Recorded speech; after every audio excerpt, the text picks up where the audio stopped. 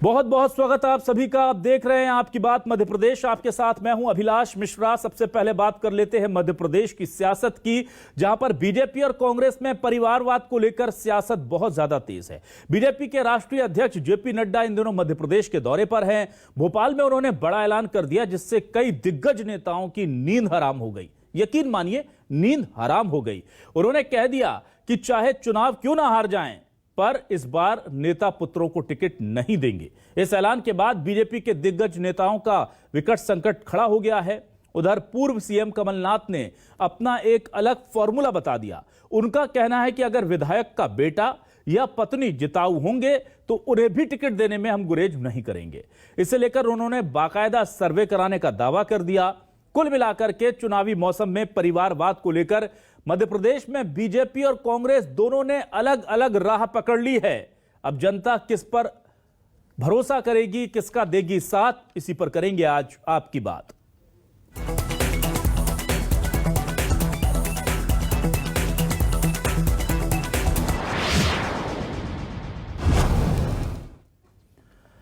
आइए सबसे पहले आपको दिखाते हैं कि बीजेपी से आज जेपी नड्डा ने किस तरह से ऐलान कर दिया कि नेता पुत्रों को टिकट नहीं दिया जाएगा, क्योंकि अगर हम नेताओं के परिजनों को, पुत्रों को टिकट देते रहेंगे तो नया कार्यकर्ता क्यों आएगा पार्टी में।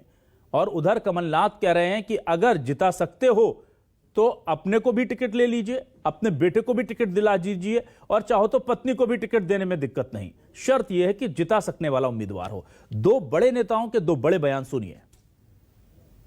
उत्तर प्रदेश के अंदर हमारे यहाँ बहुत से एमपीज थे जिनके बेटे अच्छे सक्षम सब लोग हैं। मध्य प्रदेश में भी बहुत से हैं। तो सबको समझाना, बुझाना, बातचीत करना और आगे बढ़ना, और उनको एक ही व्यक्ति को पार्टी में काम देना, ये हमारा तय है।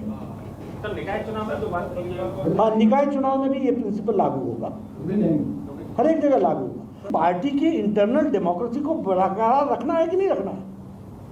कल को कौन कार्यकर्ता आएगा जब परिवारों नहीं चलाना है सब कुछ। हिमाचल में हमारी एक सीट थी, मुसीबत में पड़ गई, जीती सीट, हम हार गए, लेकिन नहीं दिया हमने, कार्यकर्ता को दिया टिकट। अगर विधायक जीतने वाला है, अगर विधायक का बेटा जीतने वाला है, विधायक की पत्नी जीतने वाली है, क्यों नहीं देंगे।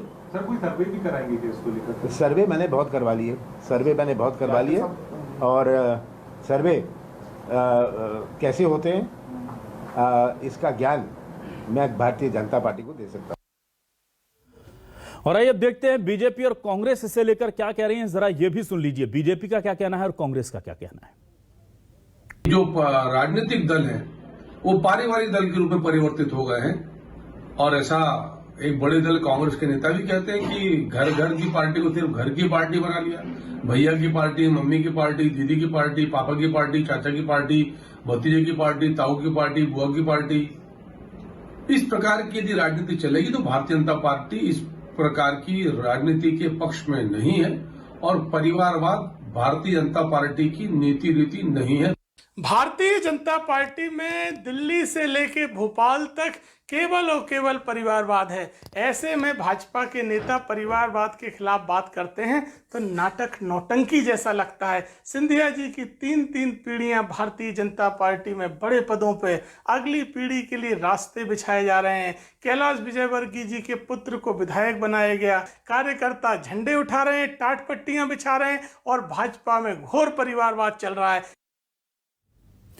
और आइए अब देखते हैं क्या है न्यूज 24 मध्य प्रदेश छत्तीसगढ़ के आज के सवाल। हमारे सवाल आपको दिखाते हैं। हमारे सवाल जो हैं वो आपको टेलीविजन स्क्रीन पर दिखा रहे हैं। बीजेपी में नेताओं के बेटों को नो टिकट, दिग्गजों के सामने परेशानी विकट।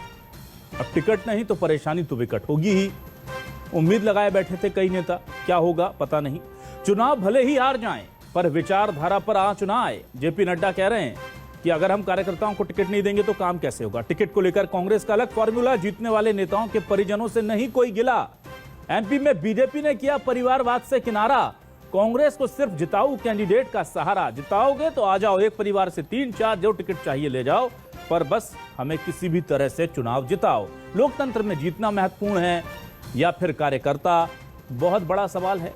सांकेतिक तौर पर, सैद्धांतिक तौर पर कोई कुछ भी कहे, असलियत सब जानते हैं। हमारे साथ कुछ खास मेहमान जुड़ गए हैं, सीधे रुक कर लेते हैं उन मेहमानों का। हमारे साथ कांग्रेस से वरिष्ठ नेता भूपेंद्र गुप्ता जी जुड़ गए हैं। भूपेंद्र जी, बहुत स्वागत कर रहा हूं आपका न्यूज 24 मध्य प्रदेश छत्तीसगढ़ पर। हमारे साथ बीजेपी से वरिष्ठ नेता रजनीश अग्रवाल जी हैं। रजनीश जी, बहुत बहुत स्वागत करता हूं आपका न्यूज 24 मध्य प्रदेश छत्तीसगढ़ के इस डिबेट में।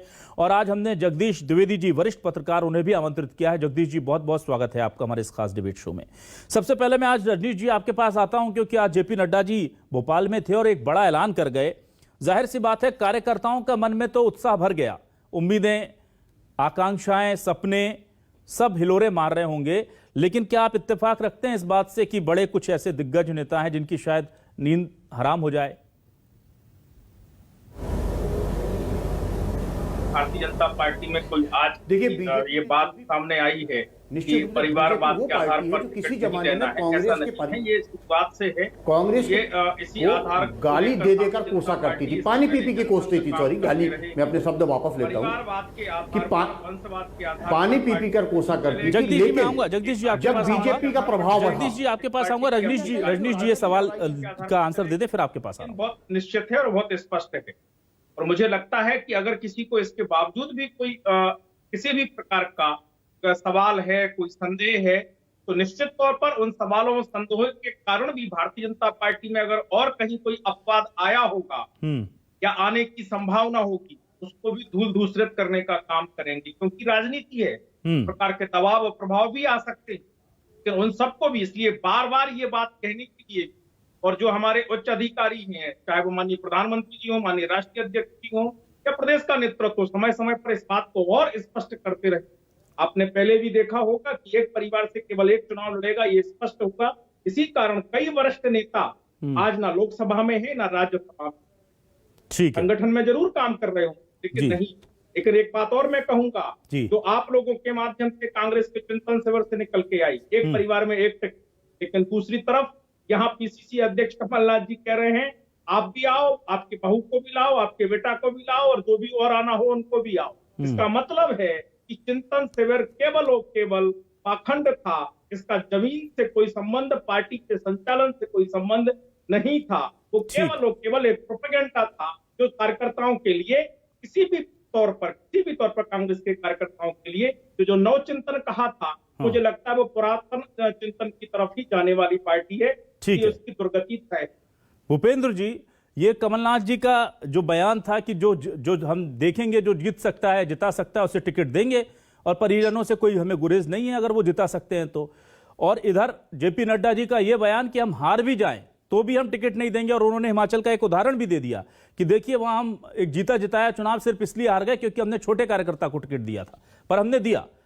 कैसे देखते हैं सर आप? देखिए, ये बातें केवल अखबारों में खबर छपवाने के लिए। भारतीय जनता पार्टी के दो चेहरे हैं, जनता को दिखाने का अलग है, पार्टी के अंदर का चेहरा अलग है। और इसी धोखेबाजी से पार्टी जनता को ठगने का काम करती है। जो उदाहरण उन्होंने नड्डा जी ने दिए, उत्तर प्रदेश का उदाहरण, तो उत्तर प्रदेश में फिर जो है रक्षा मंत्री जी के दोनों बेटों कहाँ से मिल गई? उन्होंने हिमाचल का उदाहरण दिया, तो हिमाचल के जो है एक्स प्राइम चीफ मिनिस्टर का बेटा अनुराग ठाकुर को टिकट कैसे मिल गई? आपको कितने नाम गिनाऊं? मध्य प्रदेश में अभी तो ये 2 दिन पुरानी बात है ना, परिवारवाद की बात कर रहे हैं। अभी तो कोई दबाव नहीं है, कोई हल्ला नहीं है, आपके हाथ में सीट है, हाथ में जीतने का भी काम नहीं है। तो फिर भेरूलाल पाटीदार जी की लड़की कविता पाटीदार को टिकट कहाँ से मिल गई? ये भी तो परिवारवाद की टिकट है। ये जो है, ये दिखाने के दांत जो इनके हैं, ये हमेशा छद में माया और झूठ में जीने वाली पार्टी है, और उसी के हिसाब से अपने वक्तव्य को डिजाइन, ये प्री स्क्रिप्टेड रहता है। कमलनाथ जी ने जो कहा है, उन्होंने ये कहा एक सीट से तो एक ही आदमी लड़ता है। भाजपा में अगर 10-10 लड़ते हो तो पता नहीं, तो एक सीट से अगर चाहे लड़का जीत सकता हो तो लड़का लड़ ले, पिताजी जीत सकते हो तो पिताजी लड़ ले, माताजी जीत सकती है तो माताजी लड़ ले। हम जो है, हम बात क्या कर रहे हैं, वही बात कर रहे हैं। अगर किसी सीट से, एक सीट से 10 लोग लड़ते हो भारतीय जनता पार्टी में, तो ये कोई नया तरीका, कोई डेमोक्रेसी का आ गया हो तो बात अलग है। कांग्रेस तो उस सिस्टम को लेके बात कर रही है। ना भूपेंद्र जी, यहाँ कंफ्यूजन है। भूपेंद्र जी, मैं एक बार आपसे चाहूंगा कि आप स्पष्ट कर दें क्या एक सीट से एक परिवार को ही टिकट, एक परिवार को केवल एक ही सीट पर टिकट दिया जाएगा, ये तो उन्होंने कहा नहीं। उन्होंने तो स्पष्ट तौर पर यह बात कही कि अगर कोई है जो जिता सकता है, उनकी पत्नी भी जिता सकती है तो वो भी आ जाए, और कोई और जिता सकता है तो वो स्पष्ट कर देते कि एक परिवार से एक टिकट देंगे हम। इसमें तो ये तो सैद्धांतिक बात है, इसमें कोई दिक्कत नहीं थी। आऊंगा रजनीश सर, आपके पास आऊंगा मैं जी। आपसे उनकी चर्चा नहीं हो पाई, नहीं तो वो ये भी स्पष्ट कर देते। अच्छा, 10 शहरों से कोई आदमी, एक आदमी चुनाव नहीं लड़ता है, ये आप भी समझते हैं, हम भी समझते हैं। अब उसका आप अर्थ क्या लगाना चाहते हैं, आपकी स्वतंत्रता पर निर्भर हो। भारतीय जनता पार्टी की तो और परम स्वतंत्रता है, ये तो विश्व की सबसे बड़ी पार्टी है। ये तो जो है पुतिन और बाइडेन के बयान का भी अपना अर्थ लगा लेते हैं, तो इनसे तो इस पे चर्चा करने कोई औचित्य नहीं है। ठीक है। लेकिन जो आम समझ है, उस आम समझ के हिसाब से उन्होंने जो बयान दिया है, वो बयान अपने आप में जो है इस बात का संकेत है कि भाई तुम्हारे घर में जो भी जीत सकते हैं लायक हो, हमारे लिए भिन्न। और एक चीज और आपको बता दूं जी, ये विनेबिलिटी शब्द जो है ये भारतीय जनता पार्टी की इजाद है। जब ये बेईमानी करते हैं, जब ये लोगों को चुराते हैं, जब ये लोगों के साथ सौदेबाजी करते हैं, तो ये विनेबिलिटी शब्द का प्रयोग करते हैं। हमारे माननीय रजनीश अग्रवाल जी ये तो बहुत सिद्धस्त आदमी है, इस शब्द को बार बार कॉइन इन्होंने कम से कम नहीं होगा तो 1000 बार बोला होगा, विनेबिलिटी विनेबिलिटी। अब कांग्रेस में विनेबिलिटी जो है पाप है, बीजेपी में विनेबिलिटी जो है ये परम पुण्य का, परम वैभव का प्रतीक है ना। ठीक है परम वैभव को भूपेंद्र जी, बिल्कुल लोकतंत्र में चुनाव जीतने के लिए ही पूरी पार्टियां तय करती हैं और अपना अपना फॉर्मूला ला सकती हैं, स्वतंत्र हैं। मैं एक बार आता हूं जगदीश जी के पास। जगदीश जी, बहुत अच्छा सवाल देखिए भूपेंद्र जी ने उठाया। क्या हम ये पूरा, अगर हम इस समीकरण को थोड़ा रिवर्स करके देखते हैं, थोड़ा रेट्रोस्कोपी इसका निरीक्षण करते हैं, तो समझ में आता है कि एक वक्त था जब बीजेपी इस फॉर्मूले पर चलती थी, जब उसे सत्ता के केंद्र में आना था कि जो जीत सकता है उसे टिकट दिया जाता था और बहुत शानदार सर्वे होता था। अगर वो कांग्रेस का शख्स है, अभी उपचुनावों तक हमने देखा, तो उसको तोड़ करके बीजेपी में लाया गया और जिता दिया गया वहां से। तो ये अब बीजेपी क्या इतनी कंफर्टेबल पोजीशन में आ गई है कि वो ये रिस्क ले सकती है और वो अब अपनी अकाउंटेबिलिटी अपने कार्यकर्ताओं के प्रति, जनता के प्रति, संगठन के प्रति इस तरह से तय करने के लिए फ्री है, क्योंकि वो इतनी कंफर्टेबल पोजीशन में है। तमाम चीजें करने के बाद जिताऊ उम्मीदवार इतने पर्याप्त आ चुके हैं कि अब वो अपने आदर्शों की तरफ एक बार मुड़कर देख सकते हैं, उन्हें पुख्ता कर सकते हैं। सर,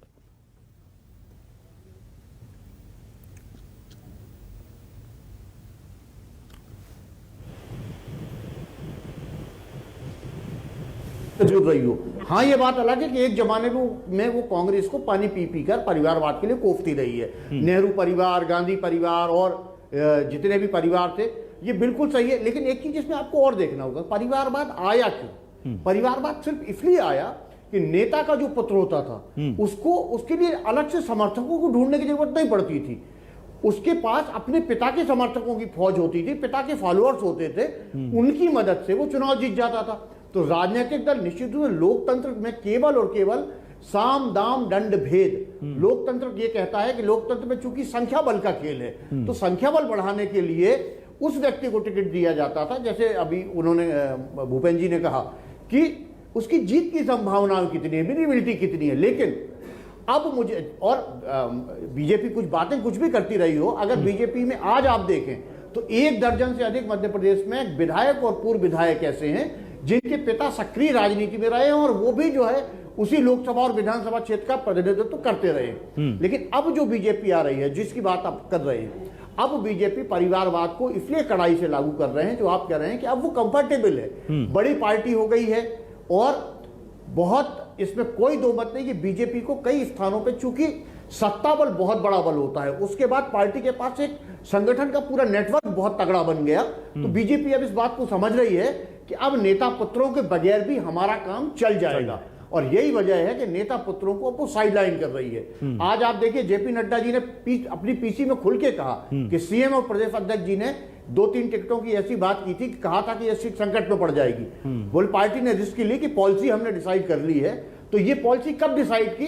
तब डिसाइड की जब वो एक कंफर्टेबल जोन में आ गए हैं। बीजेपी एक कंफर्टेबल जोन में है और कांग्रेस निश्चित रूप से एक जमाने में कंफर्टेबल जोन में होती थी, अब वो कहीं ना कहीं सीटों के मानदंड में, चुनाव के मापदंडों से, उसके पास बड़ा वोट बैंक है, कार्यकर्ताओं की फौज है, लेकिन वो संख्या बल में कहीं ना कहीं कमजोर पड़ रही है देश भर में, इसलिए वो डेंजर जोन में है। तो उन्हें ये नीति अपनानी पड़ेगी, उसकी मजबूरी है ये नीति अपनाना। ठीक, तो मैं कुल मिलाकर के रजनीश जी ये समझूं कि देखिए, जिस तरह से होता है कि टारगेट्स होते हैं, एक राजनीतिक पार्टी के कह लीजिए या एक कॉर्पोरेट घराने के कह लीजिए, वो अलग होते हैं, एक कंपनी के अलग होते हैं, लेकिन राजनीतिक पार्टी को पहले सत्ता में आना होता है, संगठन को मजबूत करना होता है।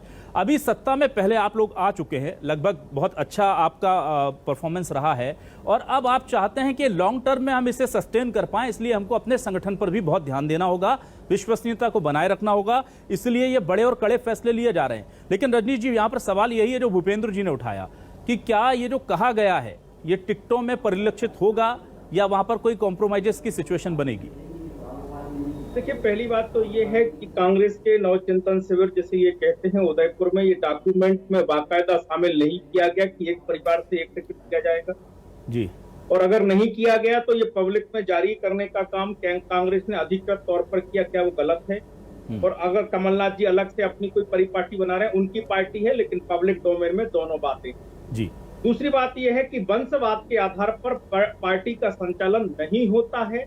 यहाँ इस पार्टी में जेपी नड्डा जी का बेटा राष्ट्रीय अध्यक्ष नहीं बनेगा, या जेपी नड्डा जी के पिताजी यहाँ राष्ट्रीय अध्यक्ष नहीं थे, या प्रधानमंत्री के पिताजी राष्ट्रीय प्रधानमंत्री नहीं थे, अटल जी या मुख्यमंत्री, यहाँ वंश के आधार पर चयन नहीं होता है, वंशवाद या परिवार के आधार पर चयन नहीं। हाँ, कई बार अपवाद के तौर पर निर्णय हुए हूँ जी, राजनीतिक में, कई बार दबाव और प्रभाव में हुआ हूँ, लेकिन आज भी हम जो आप कंफर्टेबल होने की बात कर रहे हैं जी, तो कंफर्टेबल होते हुए, एक जमाना ऐसा था कि हम तो कैंडिडेट लड़ने के लिए नहीं होते थे जी, तो जो संपर्क में आता था उसी को लड़ने के लिए कहते थे, भैया लड़ जाओ, जमानत ही बच जाए, बहुत बड़ी बात होगी। तो वो दौर भी आया, लेकिन ये मूल सिद्धांत पार्टी का शुरुआत से रहा है। हमारे आप जनसंघ के डॉक्यूमेंट देखेंगे, उस समय के निर्णय देखेंगे, जैसे जैसे भारतीय जनता पार्टी ने भी आगे विस्तार किया, हम परिवारवाद वंशवाद के आधार पर कभी नहीं चले। हाँ, मैं फिर कहता हूं, जगदीश जी भी इस बात को माने कि तमाम दबाव आते हैं, तमाम प्रकार के दबाव इसी मध्य प्रदेश में आए होंगे, लेकिन निर्णय उस दृष्टि से नहीं हुए। बीते उपचुनाव में भी ये दबाव एक प्रकार का था, लेकिन पार्टी ने वो रिस्क लेके आगे बढ़ने का काम किया, क्योंकि कंफर्टेबिलिटी हो जाती है उनको जो वंश के आधार पर राजनीति करते हैं, उनके समर्थन के आधार पर, जो बात जगदीश जी कह रहे हैं, तमाम प्रकार के प्रचार के आधार पर, तमाम दूसरे कारणों के आधार पर, और एक प्रकार का ये नवसामंतवाद है।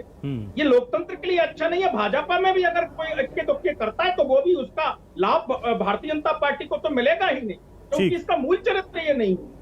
और ये कांग्रेस की जाने, कांग्रेस ने जो भुगता है, झेला है, इसीलिए वो डॉक्यूमेंट में जारी कर रहे हैं कि एक परिवार में एक टिकट देंगे। और कमलनाथ जी कह रहे हैं हम तो विधायक के बेटा और बहू को भी और पत्नी को भी तमाम प्रकार के वो विधायक के, यानी ऑलरेडी जो विधायक है उसके परिवार में टिकट देने की बात कर रहे हैं। और हम फिर दोहराते हैं, भारतीय जनता पार्टी ने कैलाश जी का भी जो बात उल्लेख किया, कैलाश जी किसी निर्वाचन में नहीं गए जब से आकाश विजयवर्गीय विधायक बने।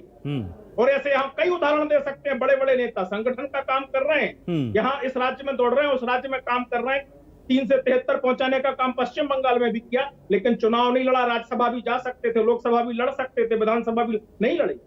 और ये काम भारतीय जनता पार्टी में नहीं होगा, और कड़ाई से पालन करना होगा। कई जगह सीटें हम लूज कर रहे हैं, वो करेंगे, क्योंकि हमें एक चुनाव के लिए जिंदा नहीं रहना कुकरमुत्ते की तरह। हमें आगे भी पार्टी चलानी है, आगे भी चुनाव लड़ना है, और पूरी कमिटमेंट के साथ में कार्यकर्ता केंद्रित पार्टी खड़ी करनी है। ठीक है सर, मैं आता हूं भूपेंद्र जी। ये देखिए, बड़ा गंभीर सवाल है, और अभी लोकतंत्र का तकाजा कांग्रेस के लिए यह कहता है कि जीतना जरूरी है। तो आपको लगता है कि जीतने के लिए लोकतंत्र में ऐसी कोई नैतिकता, या लोकतंत्र में ऐसा कोई कानून तो है नहीं कि एक परिवार से 2 लोगों को टिकट नहीं मिल सकता? तो ये फ्रीडम आपके पास है, और इसे भुनाने में, इसे यूज करने में कोई दिक्कत नहीं होनी चाहिए। तो आपको लगता है कि नैतिक तौर पर भी कोई गलत नहीं है, या लगता है कि नहीं, नैतिकता की बात बाद में करेंगे, पहले सत्ता में तो रहे, संगठन तो बनाए, फिर हम बात करेंगे, जैसे बीजेपी ने किया कि पहले वो सत्ता में आए, अपने आप को मजबूत किया, और अब वो अपने संगठन को लेकर सही दिशा में आगे बढ़ने की कोशिश कर रहे हैं? देखिए, नैतिकता और अनैतिकता का जो प्रश्न है जी, ये बड़ा सापेक्ष प्रश्न है। भारतीय जनता पार्टी जो अभी बातें कर रही है, आप पूरा दृश्य देख लें, इनकी केंद्रीय सरकार देख लें। पीयूष गोयल किसके बेटे हैं? अनुराग ठाकुर किसके बेटे हैं? ये तो केंद्रीय मंत्री हैं।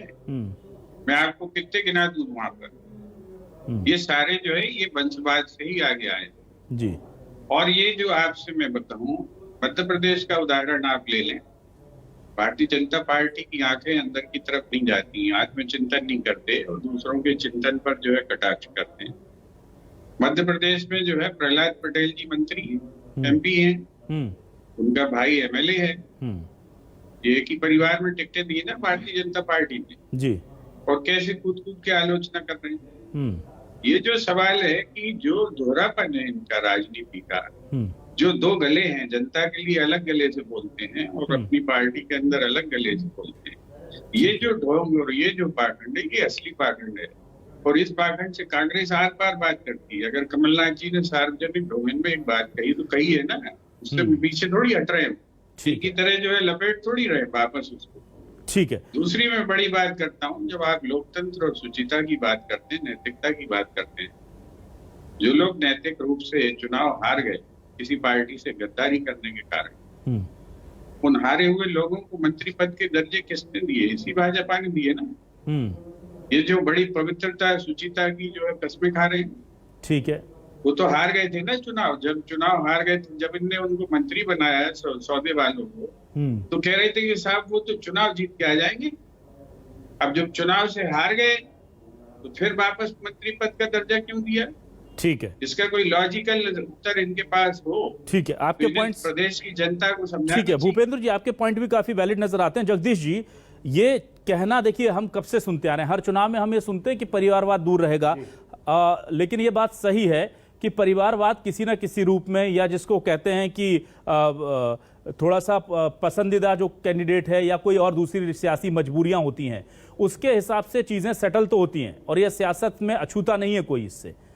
लेकिन ये कह देना और कमलनाथ जी का ये खुले मंच से स्वीकार कर लेना और बीजेपी का ये खुले मंच से इसे अस्वीकार कर देना कि हम किसी परिवारवाद को टिकट देंगे, क्या यही कुछ टिकटों के वितरण में दिखेगा, या आपको लगता है कि नहीं होना वही है, अभी सिर्फ कहा जा रहा है, या आपको लगता है कि नहीं बीजेपी कंफर्टेबल है तो अभी ऐसा करेगी, क्योंकि चुनाव आते आते बहुत सी परिस्थितियां बदल जाती हैं? जगदीश जी, एक सवाल आप जरूर जो है थोड़ा सा इस पर प्रकाश डालें कि 2 दिन पहले, अभी कोई ज्यादा पुराना नहीं, 2 दिन पहले इन्होंने कविता पाटीदार को टिकट दी है। राजनीति समझौते का नाम है, राजनीति में समझौते होते हैं। और जो मैं आपसे कह रहा हूं कि लगातार एक बात मैं आपसे कह रहा हूं कि राजनीति में चूंकि संख्या बल का खेल मायने रखता है उसमें, और संख्या बल का जब खेल मायने रखता है तो सिद्धांतों की बलि चढ़ना स्वाभाविक है। आप बातें कुछ भी कर लीजिए, आप पार्टी फोरम पे कोई भी बात कर लीजिए, लेकिन संख्या बल का जब खेल सामने आएगा, आपको लगेगा कि ये 3 सीटें हमारी जा रही है और ये 3 सीटें हमारी आ रही हैं, तो फिर उसको, उसकी परिभाषा को बदला जाएगा। उसकी और राजनेताओं की एक बहुत बड़ी खासियत होती है कि वो अपने स्वार्थ में जो करते हैं उसकी परिभाषा को नए सिरे से अपने शब्दों में गढ़ लेते हैं। जनता को वो रास आए ना आए, इसकी कोई किसी को परवाह नहीं होती, लेकिन अपने व्यक्तिगत हितों को की परिभाषाएं वो बदलते हैं। और मैं अभी भी इस बात को लेकर बहुत ज्यादा आश्वस्त नहीं हूं, क्योंकि जब संख्या बल का खेल आएगा, फिर जब संख्याओं की बात आएगी, क्योंकि मैंने आपसे कहा कि राजनेता के पुत्र के साथ एक बात बहुत सीधी सी होती है कि उसके पास अपने पिता की समर्थकों की एक फौज होती है। ठीक है जगदीश जी, भूपेंद्र जी पूछ रहे हैं कविता पाटीदार को राज्यसभा भेजे जाने का जो फैसला हुआ है, क्या वो हम माने कि इसी परिप्रेक्ष्य में लिया गया है?